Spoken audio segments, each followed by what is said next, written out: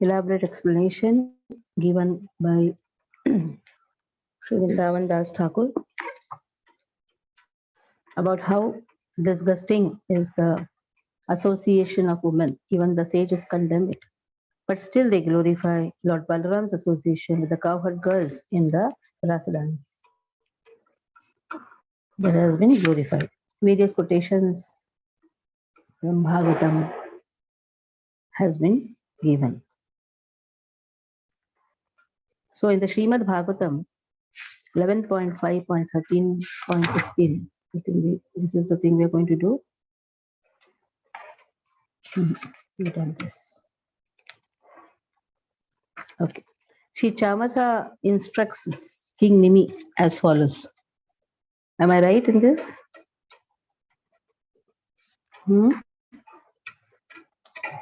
Yes.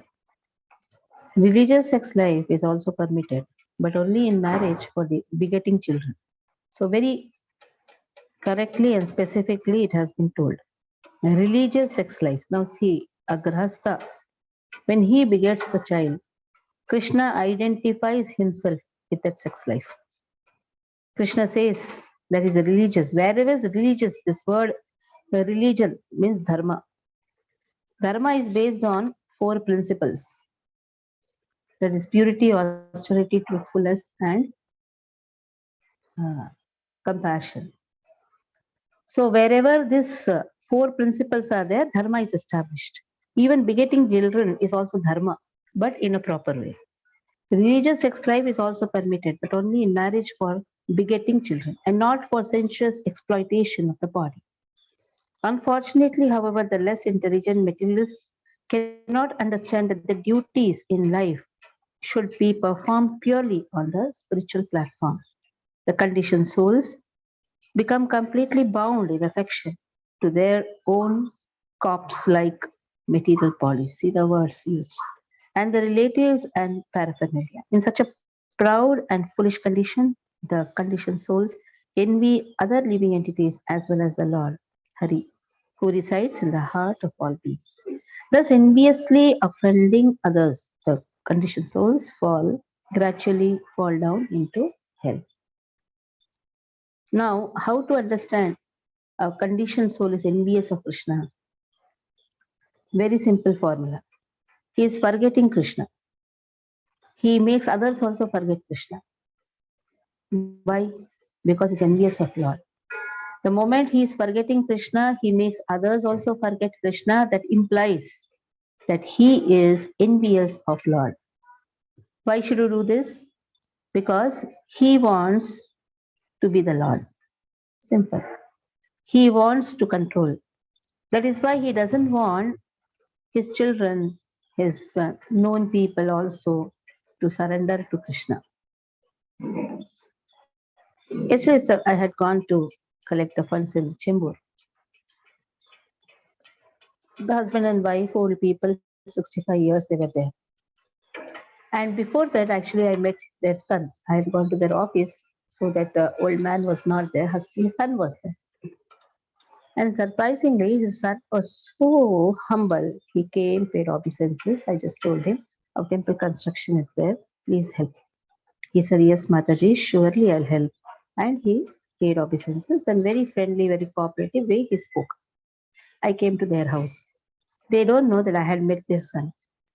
Then mother takes a pride. Old lady takes a pride. You know, we both are very pious, but our children are not pious. So see the pride mother is taking. You know, my son is not interested in all these things. I told all of you, Milky, do some nice donation, maybe 5 lakhs or something. Because they are very well off. So I told, then mother is saying, defending, mother says, my son is not so far. They are not interested in all these things. Well, I told just now I met him. I didn't say that first. I told the son gets the quality of mother. Shastras say. Now she was completely blank.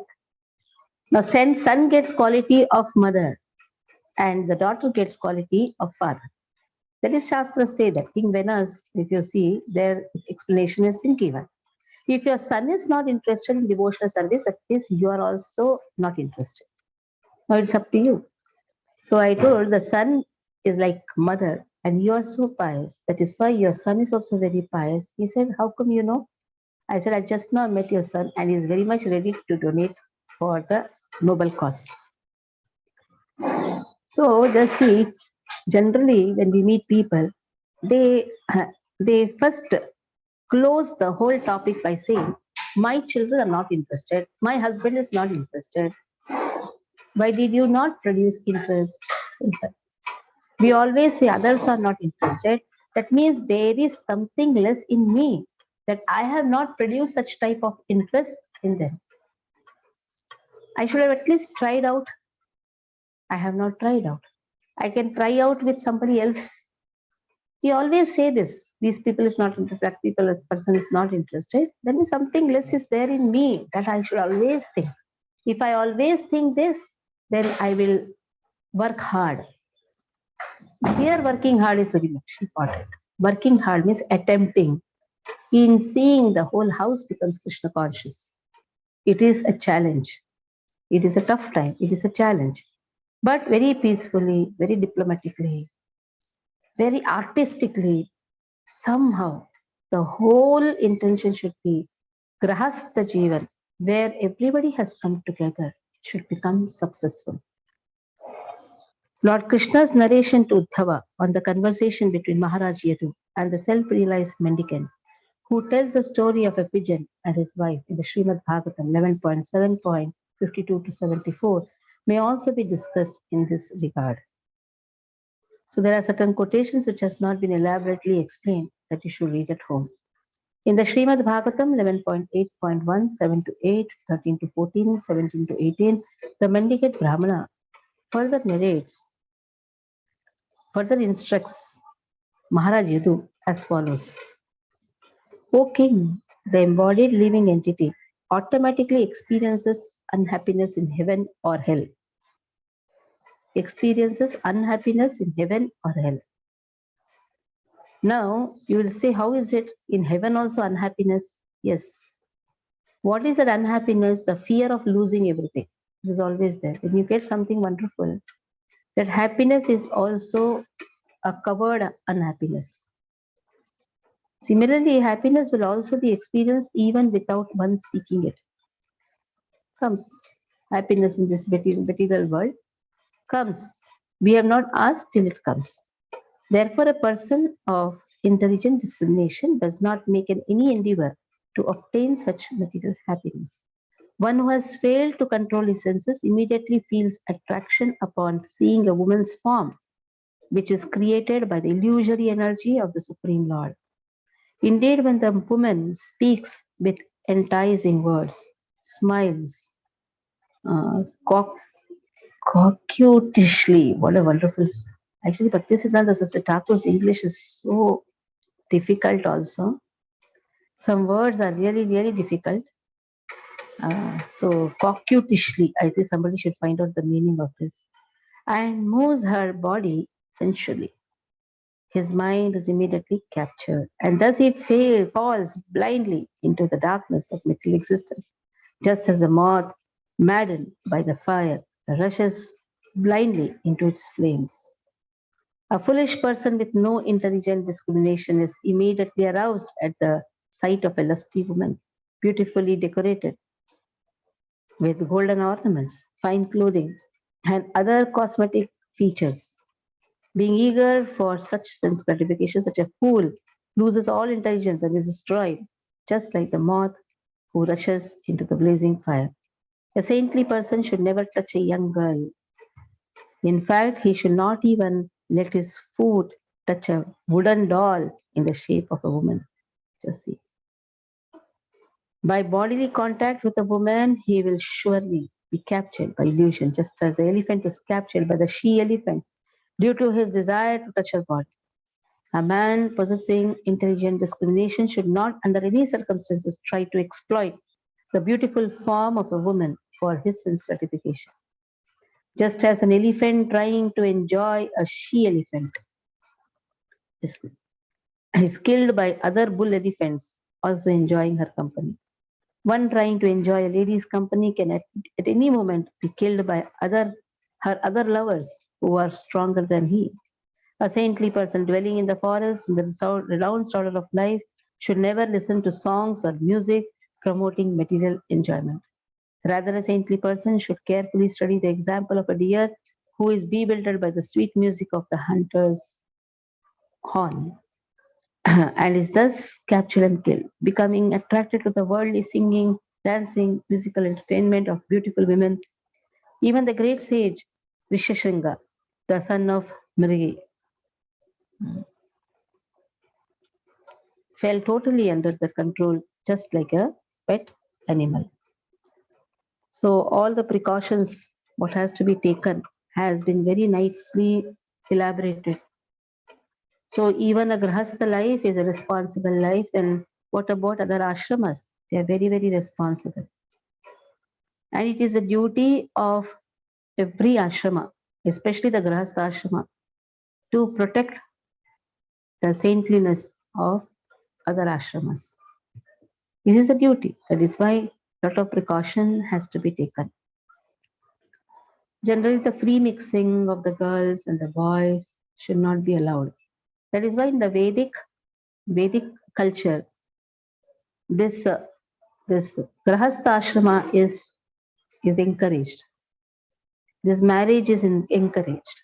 It is not that I'll just say stay without getting married. Once it so happened, one of the sannyasis from ISKCON, he had gone to America. He stayed in somebody's house and he saw two wonderful kids were there, small kids, and husband and the wife, yes, man and a woman, husband and the wife, they were there. So a very decent, all were very wonderful.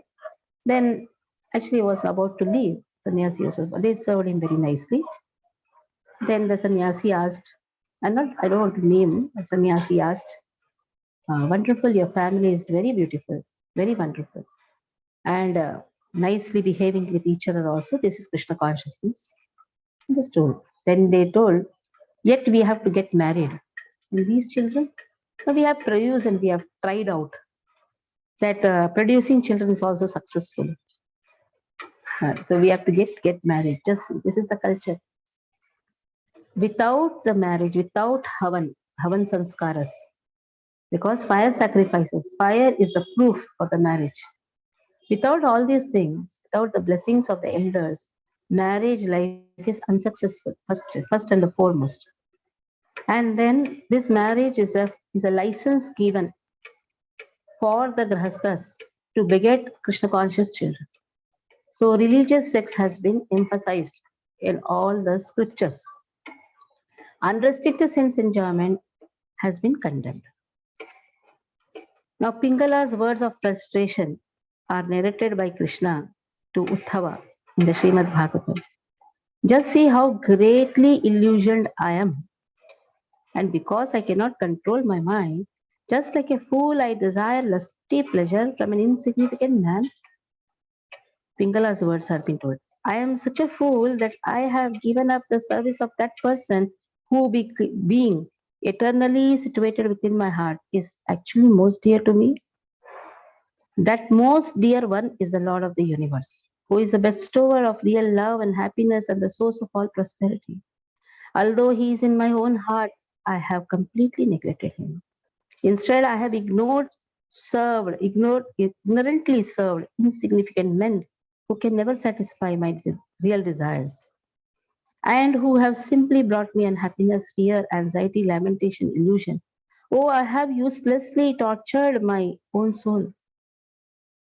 I have sold my body to lusty, greedy men who are themselves objects of pity, thus practicing the most abominable profession of a prostitute. I hope to get money and sex pleasure. This material body is like a house in which I, the soul, am living. The bones forming my spine, ribs, arms, and legs are the beams, cross beams, pillars of the house, and the whole structure, which is full of stool and urine, is covered by skin, hair, and nails. The iron door leading into this house or into this body are constantly excreting foul substances. Besides me, what woman could be so foolish as to devote herself to this material body, thinking that she might find pleasure and love in this contraption. Certainly, in this city of Videha, I alone am completely foolish and neglected the Supreme Personality of Godhead who awards us everything, even our original spiritual form. And instead, I desire to enjoy sense gratification with many men. So here, the verses 35, 39, and 42 in the same chapter has been explained. So Pingala is a prostitute and she is condemning herself that I have failed to serve the spirit, my spiritual master. Who is my spiritual master? My super soul, the super soul who is residing in everyone's heart. So I have failed to serve. Instead, what am I doing? I'm just thinking about this body and the body related people. I have dragged myself in the greed. I have dragged myself in all these vices.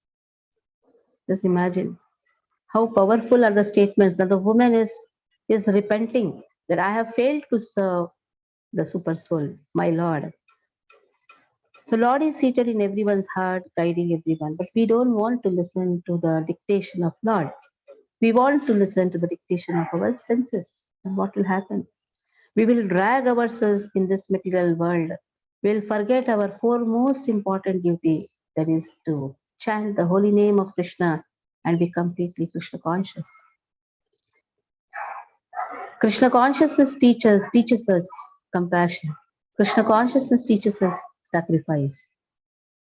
So sacrificing our sense gratification to relish the chanting of the holy name, sacrificing mm, our sensual pleasure for seeking Krishna consciousness. That is more important.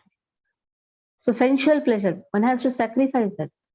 Whole Bhagavad Gita speaks on sacrifice. But we don't want to sacrifice. That is the problem. We want to enjoy. And what we do? We seek the company of those who are into such enjoyment. And then we feel disgusted. Oh, what is this? That person is enjoying more than me. But he is not having one super enjoyment. That super enjoyment is Krishna consciousness. Super enjoyment is shelter of the spiritual master. That is the supermost enjoyment. So because he doesn't have the tongue to appreciate that enjoyment and the intelligence is also not there, that is why he may criticize you. But just imagine if Krishna consciousness is removed from our life, if the shelter of a spiritual master is not there, can we remain? Because we have tasted. One who has tasted this nectar cannot remain without the nectar. When someone used to come and say, Srila Prabhupada, Prabhupada, I'm going out of this moment, Prabhupada used to say, I'm waiting for you. He used to he used to not say, please don't go. He used to say, no problem. I will wait for you. Because he very well knows this person has tasted Amrita, nectar. So outside in the world, ah, what is there? It's only competition. It's only just a fight and seeing each other becoming envious. So when he goes to the outside world, he finds all these things, and because he has tasted the nectar, he will come back. So Srila Prabhupada always used to say, I'll wait for you. In the Srimad Bhagavatam, the mendicant Brahmana instructs King Yadu as follows. A man who has many wives is constantly harassed by them. He is responsible for their maintenance, and thus all the ladies constantly pull him in different directions, each struggling for her self-interest. Similarly, the material senses harass the conditioned soul, pulling him in many different directions at once. On one side, the tongue is pulling him to arrange tasty food. Then thirst drags him to drink a suitable drink. Simultaneously, the sex organs clamor for satisfaction. And the sense of touch demands soft, sensuous bodies, objects. The belly harasses him until it is filled. The ears demand to hear pleasing sounds. The sense of smell hankers for pleasant aromas. The eyes fickle eyes clamor for pleasing sights. Thus, the senses, organs, limbs, all desiring satisfaction, pull the living entity in many directions. When Ambarish Maharaj gives um, the clue, or you can say the process to become completely Krishna conscious, he starts with Savai Manah Krishna Padaravindayoho, then one by one, he presents every organ should be engaged in Krishna consciousness. It's very important. The moment you are not in Krishna consciousness, you say, today I'm going to take rest, I'm not going to do anything. I'll just spend my time with my family, gone. Everything there itself, first Maya attacks. That is why one should not allow Maya to even sneak in. Maya tests, engage everybody in Krishna consciousness. You engage your wife also, engage your child also, son, daughter, whoever. Because these are the future grahasthas. And the future grahasthas, if we don't train them, they will be grahamedis. Though we may have heard everything, we may have even understood also, but we should put it in practice, especially on the weekends, on the holidays. We should engage our children in Krishna consciousness. You'll say, no, in my house they do something.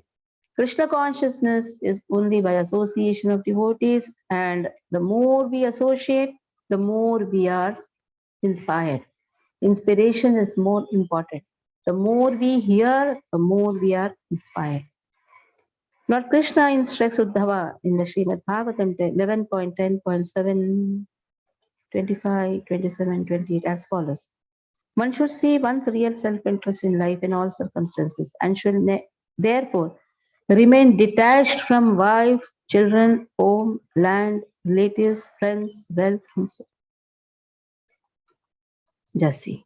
What a most powerful statement. You'll say, what is the problem? I should spend time with my wife, children, my friends and relatives. But if you have really swartha, swa-artha, self-interest, if we are swartha, swartha gatim hi Vishnu, very clearly has been told in the Bhagavatam, swartha gatim hi Vishnu. Because Krishna consciousness is like walking on the razor. I had in between told to find out this verse, and Aruna Mataji has found. Put that verse in the group, Aruna Mataji.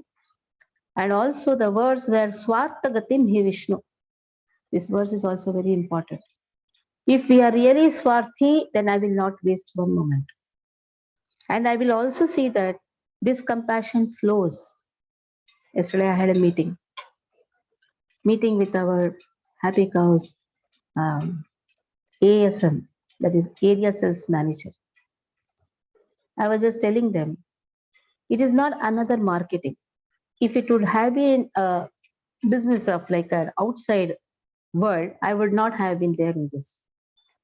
I am just supporting because my 1/3 goes to the temple.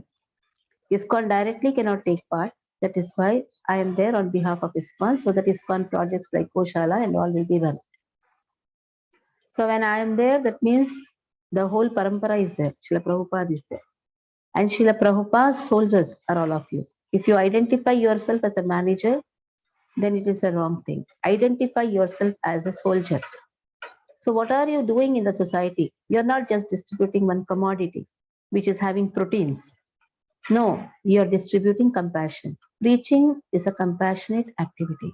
There is a lot of difference between preaching and marketing. Marketing is for money. Marketing is for getting incentives.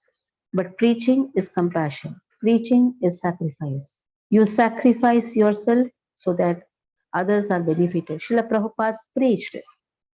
No doubt we have temples which are getting income also, but it is not a business. Considering temple to be a business is a wrong thing. And if the temple is utilized for doing business, that is also wrong thing. The intention of temple is to establish Varnashrama. Varnashrama is based on protection of cows. If really we are intending to earn money, then I told, do one thing. Replace the milk with wine.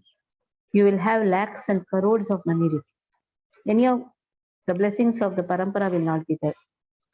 But you will have lakhs and crores of money. Varnashrama is based on establishing cow protection, Gomata protection. And somebody was talking. I'm just telling a little bit why, because it's all related. Everything is related. Somebody was talking about vegan. Nowadays, a lot of vegan is going on. I said, what is vegan? Vegan means on the basis of protecting the animals. Now, just see, cow is considered as an animal again. That is first just the mistake. On the basis of stopping the cruelty, this vegan society has flourished or is flourishing, you can say. Then I said, if you don't, first and foremost, cow is mother. Every mother knows if the baby is, after baby is fed, how much milk to be given to the baby. Every mother knows. Some mothers have extra milk. Like when my son was born, my breast was full of milk. So much of milk that after my son is drunk, my breast used to become very hard and I used to get fever. So the doctor said, there are those mothers who are not getting milk. Can you feed them? I said, very good. So that time, 4 children used to take milk from me. Now, the same culture is there for the cows. The cows feed their babies. The babies cannot eat so much. The calves cannot drink so much. There are only certain portion that they can drink. If they drink so much, what will happen? They will die. Because of loose motion and all, they will die. So then the cow has so much of milk, practically 10 liters of milk. What to do with that milk? If you don't remove that, that is a nectar. If you don't remove, then the cows will suffer. So this vegan society is actually emphasizing on cruelty because they're not understanding. Cow has been given to the humans because she's a mother. Like mother has been given to the child. In the same way, Gomata is given to the child. She is another mother for us. She is not an animal. So these things are very much important. And this is sacrifice. A Gomata sacrifices her life for us. That is why Varnashrama is based on protection of the Gomata and getting protected from Gomata. So that is not another business. Where sensual enjoyment is concerned, understand that sensual enjoyment will only lead to destruction. Destruction first in our consciousness, when everything is destroyed. So accompanied by heavenly women, the enjoyer of the fruits of the sacrifice goes on pleasure ride in a wonderful airplane, which is decorated with circles of tinkling bells and which flies wherever he desires, being relaxed, comfortable, happy in the heavenly pleasure gardens. He does not consider that he is exhausting the fruits of his piety and will soon fall down in this mortal world. If a human society is engaged in sinful, irreligious activities, either because of bad association or because of his failure to control his senses, then such a person will certainly develop a personality full of material desires. He thus becomes miserly towards others, greedy, and always anxious to exploit the bodies of women. When the mind is so polluted, one becomes violent, aggressive, and without the words of Vedic injunction, slaughters innocent animals for sense gratification. See, what is a powerful statement? Slaughterhouses, slaughtering innocent animals. This will happen because we are not following the Vedic injunction. Vedic injunction clearly states 50% of your income should go for donation. If not 50, at least 30. Not 30, at least 25. Not 25, at least 10. Not 10, at least some portion. But we don't do that. There is a wonderful person in this in our company whose income is very less, but he has kept this 1/10 of his income goes for Go Seva. He's such a wonderful person. He doesn't get more. Practically, his wife is also sick. He has a son, but he has kept a point. And past maybe 2 years, he has been donating. And sometimes I feel pity on him. But he has kept this. 1/10 of his income he gives. There are so many such cases who have kept their desires aside, but always have worked for the cause. That is most important. Worshipping ghosts and spirits, the bewildered person falls fully into the grip of unauthorized activities and thus goes to hell, where he receives a material body infected by the darkest modes of nature. Lord Krishna tells to Uddhava in the Srimad Bhagavatam 11.14.29, being conscious of the eternal self, one should give up association with women and those intimately associated with women. Sitting fearlessly in a solitary place, one should concentrate the mind on me with great attention. So now here Haridas Thakur example can be given. A prostitute comes to contaminate the consciousness of Haridas Thakur. Now Haridas Thakur is completely immersed in chanting the holy name, seeing his wonderful nature, seeing his devotion. This prostitute who had been hired by a Muslim king to contaminate uh, Haridas Thakur, this lady became a great devotee. So it is said, sitting fearlessly in a solitary place, even if you are alone, no problem. Chant the holy name of Lord. That's most important. In the Srimad Bhagavatam 11.17.33.56, Lord Krishna says to Uddhava, those who are not married, sannyasis, vanaprasthas, brahmacharis, should never associate with women by glancing, touching, conversing, joking, sporting. Neither should they ever associate with any living entity engaged in sexual activities. But a householder whose mind is attached to his home and who is thus disturbed by ardent desires to enjoy his money and children, who is lusty after women, who is possessed of a miserly mentality, and who unintelligently thinks everything is mine, I am everything, is certainly bound in the illusion. So, in this way, very nicely it has been described. We will read the further small again, little bit is left that we'll read tomorrow. So, intelligence lies in just hearing to the instructions of Krishna. Krishna says, Tesham Satatiktanam Bhajatam Pritipurvakam Dadami Buddhi Yogam Tam Yanamamu Payantite. Always dedicate oneself to the lotus feet of Krishna, chanting the holy name. And when we say shelter of Krishna, that means shelter of 5 things. That is his name, qualities, pastimes, his form, and his devotees. Here we'll stop. Any doubt you can ask.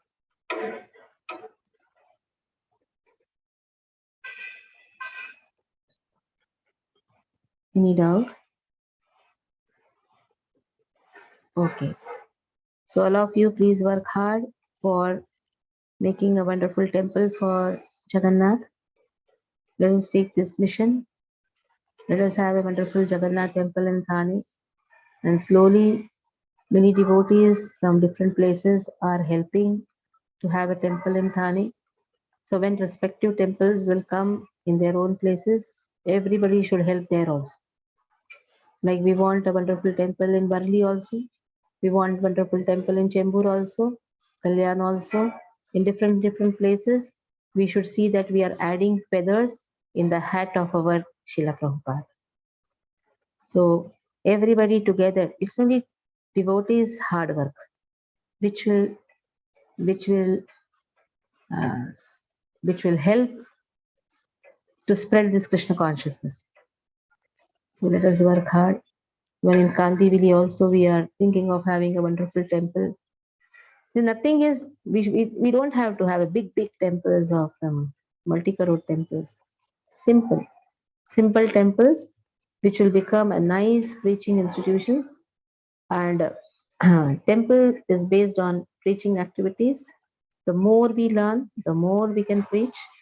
That is why I request all of you, if you have not taken admission in Bhakti Shastri, Bhakti Vaibhav, please do it. This will help us to have knowledge, and with knowledge only we can progress. Hare Krishna.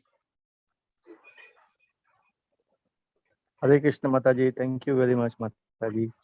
Hare Krishna. Hare Krishna.